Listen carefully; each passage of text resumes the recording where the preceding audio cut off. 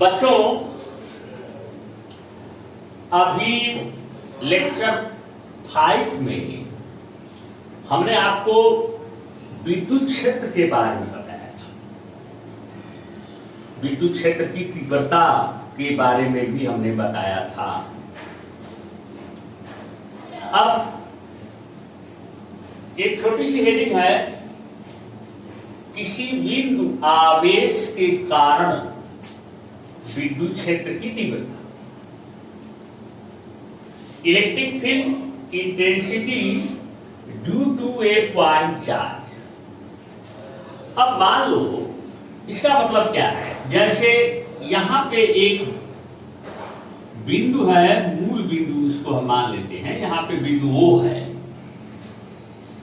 और यहां पे एक चार्ज रखा हुआ है कैपिटल, और इसके विद्युत क्षेत्र में इससे r दूरी पर यहां पे कोई पॉइंट P है, जहां हमें विद्युत क्षेत्र की तीव्रता ज्ञात करनी है, मान भी ज्ञात करना है और उसकी दिशा भी ज्ञात करनी है। तो जैसा कि हम आपको पहले बता चुके हैं, हाँ एक बात ध्यान रखो, ये पॉजिटिव चार्ज है, ये Q जो है जिसका विद्युत क्षेत्र है वो धनावेश है। अब यहाँ पे हमें विद्युत क्षेत्र की तीव्रता का मान और दिशा ज्ञात करनी है। तो हमने कहा था ना कि अपने मन में मान लीजिए कि यहाँ पे एक छोटा सा सूक्ष्म धन परीक्षण आवेश है। मान लीजिए कि इनके बीच में निर्वात या वायु है, निर्वात या वायु है। तो विद्युत क्षेत्र कैपिटल Q का है और इसके विद्युत क्षेत्र में जो बिंदु P है, इस पर हमें विद्युत क्षेत्र की तीव्रता ज्ञात करनी है। हमने यहां सूक्ष्म धन परीक्षण आवेश Q0 को माना। तो बच्चों बताओ, ये जिसका क्षेत्र है ये इस सूक्ष्म धन परीक्षण आवेश पर किधर बल लगाएगा? ऐसे प्रतिकर्षित करेगा, रिफ्लेक्ट करेगा, ऐसे बल लगाएगा। अब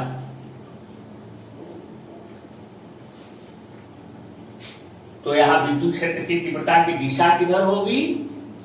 जिधर ये यहां पर रखे हुए सूक्ष्म धन परीक्षण आवेश पर बल लगाएगा। तो ये विद्युत क्षेत्र की तीव्रता की दिशा भी यही है। हम मान निकालते हैं। तो यहां विद्युत क्षेत्र की तीव्रता का मान बिंदु P पर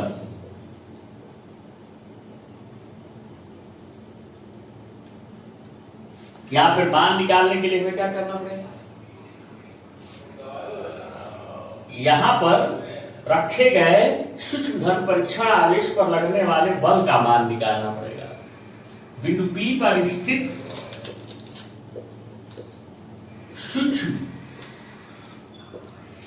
धन परीक्षण आवेश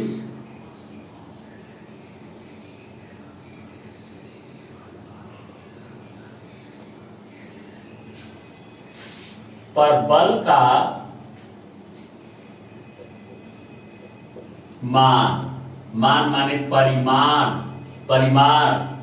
मैग्नीट्यूड, ये होगा F equal to 1/4 pi epsilon 0 capital Q,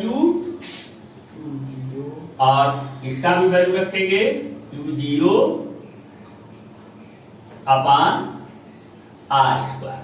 ये कूलाम के नियम के हिसाब से हमने इतना कर दिया। तो ये बल का मान यहाँ पे K नहीं लगाए हैं, क्योंकि हम पहले ही लिख चुके हैं निर्वात या वायु, और निर्वात या वायु के लिए K का मान 1 होता है। और तो बिंदु P पर विद्युत क्षेत्र की तीव्रता का मान, इसलिए बिंदु P पर तीव्रता का मान E is equal to F बटा। तो F का मान क्या है बच्चों?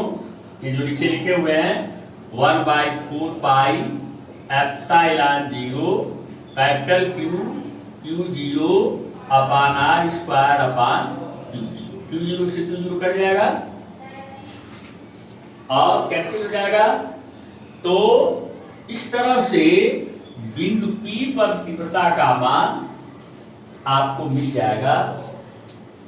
इसलिए E बराबर 1/4 pi epsilon 0 capital Q by R square. इसकी दिशा हमने दिखा दिया है, यह इसकी दिशा हो। ठीक है, तो अब आते हैं सबसे महत्वपूर्ण मैटर है, हम यहां पर विचार करते हैं जिसका नाम है विद्युत क्षेत्र रेखाएं। तो अब आइए हम थोड़ा सा विचार करते हैं विद्युत क्षेत्र रेखाओं पर। विद्युत क्षेत्र रेखाएं,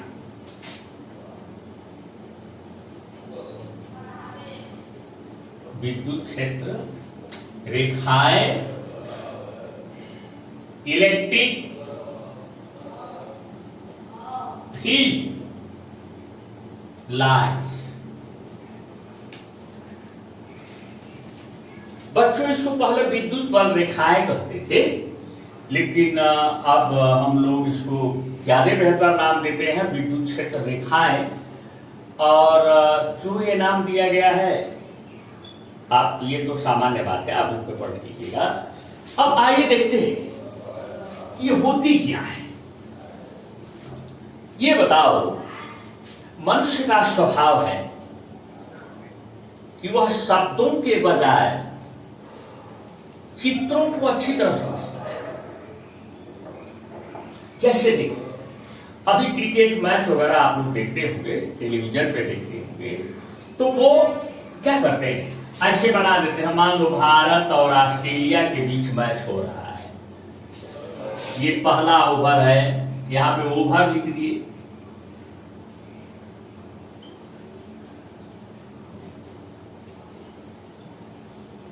और ये पहला ओवर है, ये 2 मिनट के लिए हम एक चित्रण बना रहे हैं, ये पहला ओवर है, ऐसे एक लाइन खींच देते हैं। ये दूसरा ओवर है, ये तीसरा ओवर है। ऐसे ओवर को हमने एक्स एक्सिस पे दिखा दिया और रन जो बने हैं उनको हमने यहां पे वाई एक्सिस पे दिखा दिया।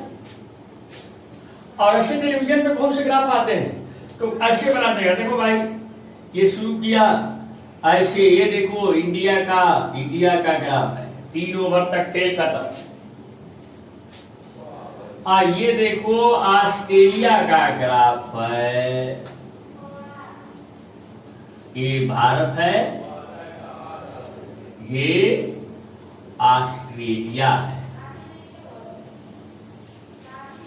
अब इस चित्र को देखकर 3 ओवर के खेल के खत्म होने पर फटाफट कोई आदमी समझ लेगा कि देखो भाई, पहले ओवर में भी भारत का रन ज्यादा बना है, ऑस्ट्रेलिया से दूने से भी ज्यादा बना है, दूसरे ओवर में भी दूने से ज्यादा। हाँ, तीसरे ओवर में ऑस्ट्रेलिया ने ज्यादा बनाया है, थोड़ा सा बढ़ा है ऑस्ट्रेलिया का रन, लेकिन अभी भी वो भारत से पीछे है।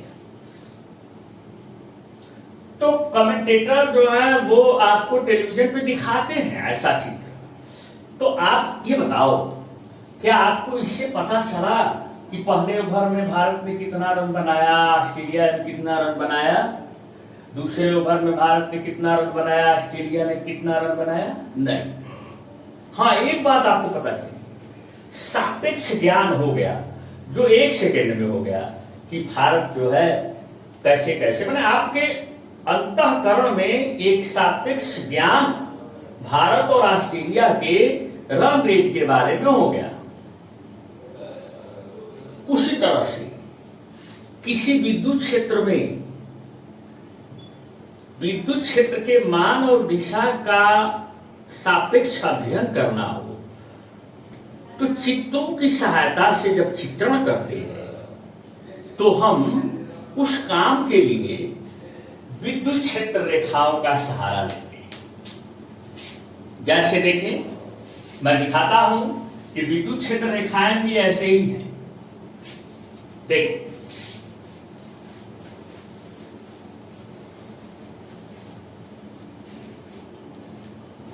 यहां पे मान लो कोई पॉजिटिव चार्ज है, इसी का क्षेत्र है, क्षेत्र इसका है। अच्छा, यहां पे कोई सूक्ष्म धन परीक्षण आवेश रखोगे तो इस पर बल किधर लगेगा? ऐसे प्रतिकर्षित करेगा, यहां ज्यादा बल लगेगा। इसके आगे थोड़ा, इसके आगे यहां रखोगे तो यहां से तो थोड़ा कम बल लगेगा, इसके आगे रखोगे तो यहां से और थोड़ा कम बल लगेगा, लेकिन दिशा यही रहेगी। उसी तरह से यहां पे अगर रखोगे तो थोड़ा ज्यादा बल लगेगा, इसके आगे रखोगे तो थोड़ा सा कम बल लगेगा, इसके आगे रखोगे उससे थोड़ा कम बल लगेगा। तो यहाँ पे विद्युत क्षेत्र ज्यादा है, यहाँ पे कम है, यहाँ उससे थोड़ा कम है, विद्युत क्षेत्र की तीव्रता का मान कम है, तो इसलिए हमने ये लाइन बड़ी बनाई है, उससे थोड़ा छोटी ये लाइन बनाई है, सबसे छोटी ये लाइन बनाई है, ऐसे छोटा करते जाएंगे।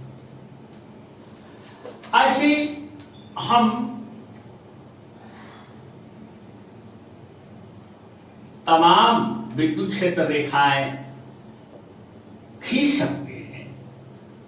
ऐसे बता सकते हैं कि यहाँ पे विद्युत क्षेत्र का मान यहाँ पे सबसे ज्यादा है, तो एक बड़ी लाइन दे देते हैं, उसके आगे थोड़ा सा कम है, उसके आगे उससे कम है। वैसे ही यहाँ भी, यहाँ सूक्ष्म धन परीक्षण आवेश रखेंगे तो हमें मालूम हो जाएगा कि उस पर बल किधर लगेगा। यहाँ रखोगे तो, इसके आगे रखोगे, यहाँ रखोगे तो सबसे ज्यादा बल लगेगा, इसके आगे रखोगे तो उससे कम बल लगेगा, इसके आगे रखोगे तो सबसे कम बल लगेगा, यहाँ रखोगे तो सबसे ज्यादा बल लगेगा उस पर, इसके आगे रखोगे तो उससे थोड़ा कम लगेगा। ऐसे ही हम ये फिगर बना करके दिखा।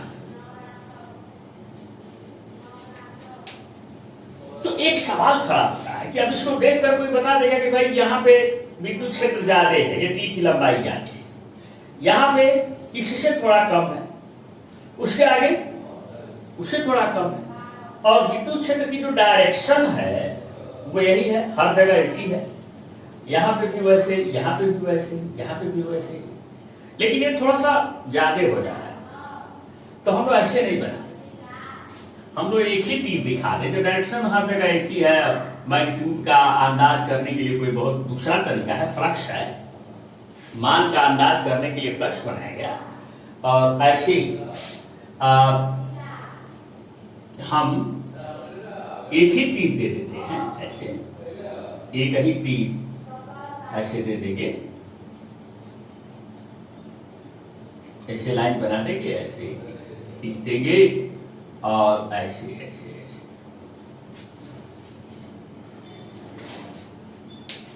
बच्चों, ये क्या हमने किया है? हमने तो बस यहां एक सूक्ष्म धन परीक्षण आवेश रखा जाए तो इस वैद्युत क्षेत्र में वह किस दिशा में गति करेगा या गति करने का प्रयास करेगा, ये वही दिशा है। यहां रखेंगे इस दिशा में गति करने का प्रयास करेगा, यहां रखोगे इस दिशा में गति करने का प्रयास करेगा, यहां रखोगे सूक्ष्म धन परीक्षण आवेश को तो यहां इस दिशा में गति करने का प्रयास करेगा।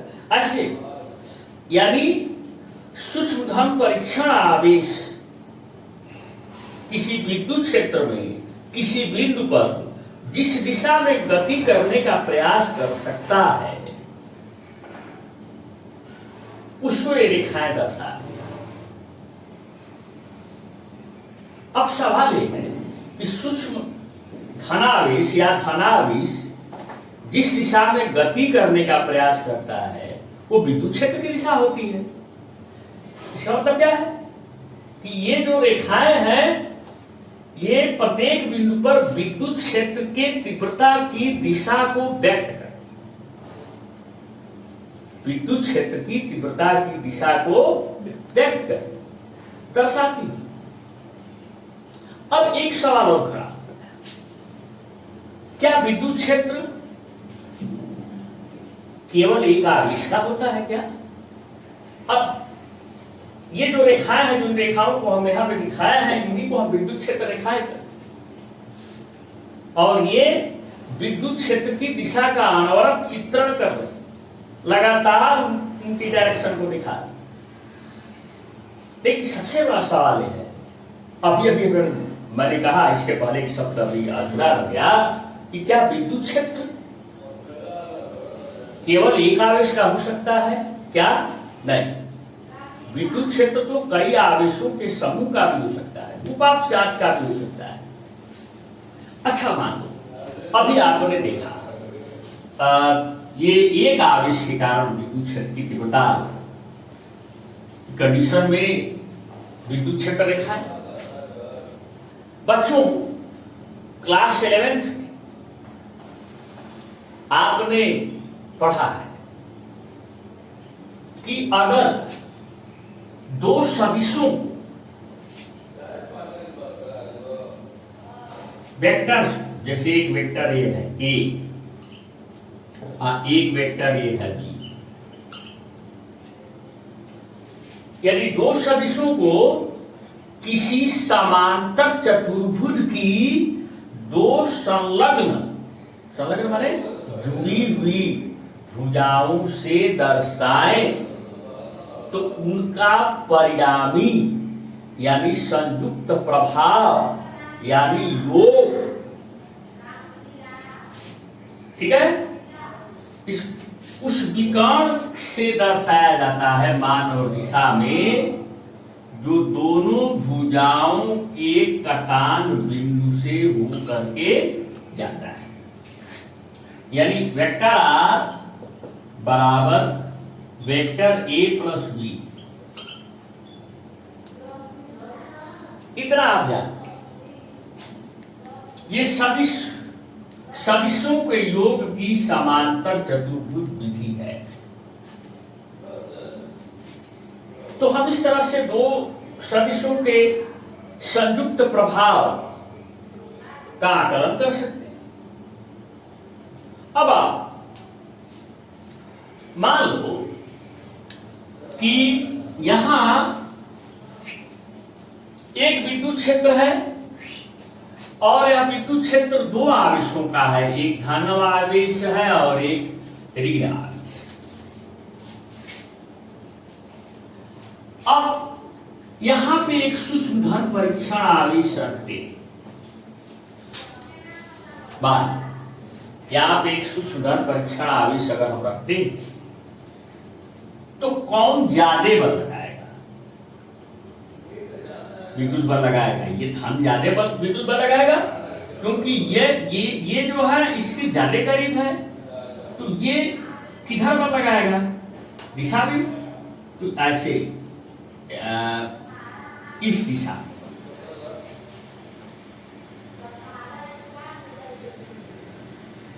और ये निगेटिव चार्ज ऋणावेश क्या करेगा? ये इसको आकर्षित करेगा। ये किधर बल लगाएगा बेटा? ये ऐसे आकर्षित करेगा।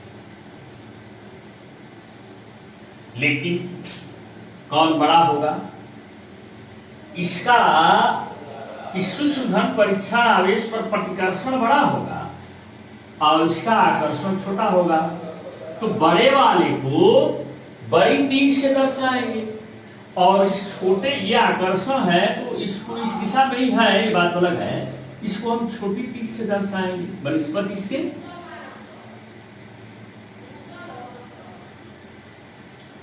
और उसके बाद एक समांतर चतुर्भुज पूरा।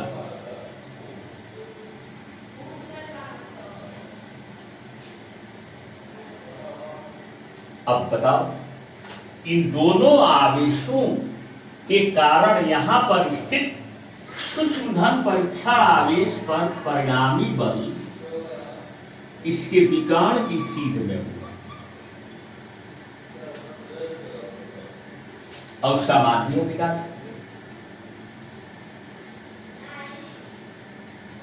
और जिधर परिणामी बल लगेगा,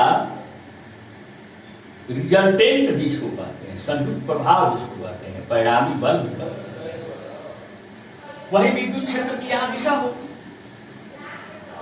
तो यहां सूक्ष्मधर परीक्षण आवेश रखेंगे तो विद्युत क्षेत्र की ये दिशा होगी। उसी तरह से आगे बढ़ते जाएंगे। जैसे यहाँ पे हमने सूक्ष्मधर परीक्षण आवेश रखा तो विद्युत क्षेत्र की ये दिशा हुई, इसके आगे रखा तो विद्युत क्षेत्र की ये दिशा हुई, इसके आगे रखा तो ये हुई, इसके आगे रखा तो ये हुई, इसके आगे रखा तो ये हुई, इसके आगे रखा तो ये हुई, इसके आगे रखा तो ये हुई। तो ऐसे आप परिणामी दिशा आसानी से निकाल सकते। इसके आगे रखा तो ये हुई, ऐसे मिला। तो इतना ना करके एक अंदाज हम ऐसे कर देंगे, इसको ये ऐसे यहां से शुरू करते हैं, सूक्ष्मधर परीक्षण आवेश को रखना तो ऐसे, यहां से शुरू करते हैं तो ऐसे, यहां से शुरू करते हैं ऐसे हो।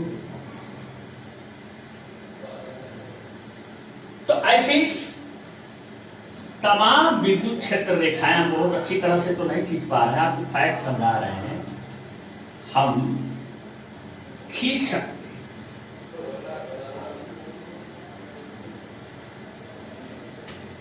अब एक सवाल खड़ा होता है कि आप यहां पर अगर सूक्ष्मधर परीक्षण आवेश था तो वहां पर विद्युत क्षेत्र की दिशा ऐसे थी।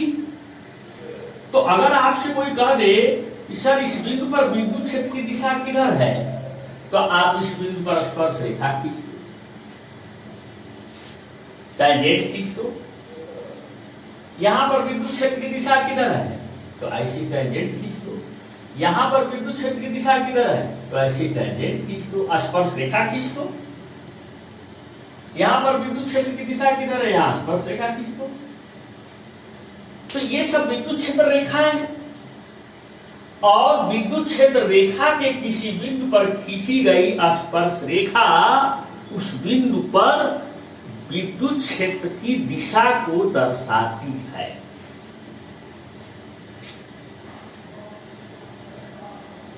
अब एक बात और, बहुत अच्छी तरह से हमने डायग्राम खींचा नहीं, जल्दी जल्दी हमें समझाया है, आपकी किताबों में खींचा गया है, पर देखिएगा हमको कॉन्सेप्ट समझाना है। एक बात और बताइए कि क्या इसके बाद इस क्षेत्र रेखाएं यहां से चल करके यहां पर वापस आ जानी नहीं आई? क्यों? क्योंकि सूक्ष्मधर परीक्षण आवेश को यहां आने के बाद जब रखेंगे, उसके बाद इसके आगे रखेंगे तो न ये चलेगा और न चलने की प्रवृत्ति रखेगा, क्योंकि ये जो आवेश है वो उसको आकर्षित किया है। इसलिए यहां पर रेखाएं, यहां क्षेत्र रेखाएं धन से शुरू होती है और इन पे समाप्त हो। ये बंद वक्र नहीं बनाती कि ऐसे चली और आगे, एक क्लोज कर्व नहीं बनाती। ये धन से शुरू होती है और ये पे समाप्त हो जाती है, प्लस से शुरू होती है माइनस पे खत्म हो जाती है। उसी तरह आप अंदाज करोगे तो आप देखोगे कि अगर दो प्लस हैं, दो पॉजिटिव चार्ज हैं, दो धनावेश हैं, तो इनके संयुक्त क्षेत्र में बल रेखाएं अगर आप ऐसे ही सदिशों के समांतर चतुर्भुज के नियम के हिसाब से देखेंगे तो ये आपको धनावेशों से दूर जाती हुई प्रतीत होंगी। ऐसे ही विद्युत क्षेत्र रेखाएं बनेगी जो धनावेशों से दूर की ओर जाती हुई प्रतीत होंगी, इस तरह से। ऐसे तमाम विद्युत क्षेत्र रेखाएं खींची जा सकती हैं, 2 आवेशों से, 3 आवेशों से, 4 आवेशों से। इस पे कुछ जटिल प्रश्न भी बनते हैं बच्चों। अगर इसे कॉन्सेप्ट को बहुत ठीक से समझेंगे तो क्षेत्र रेखाओं के जटिल प्रश्नों का जवाब आप दें। हेडिंग का शेष भाग आगे हम 7वें लेक्चर में बताएंगे। बहुत बहुत धन्यवाद।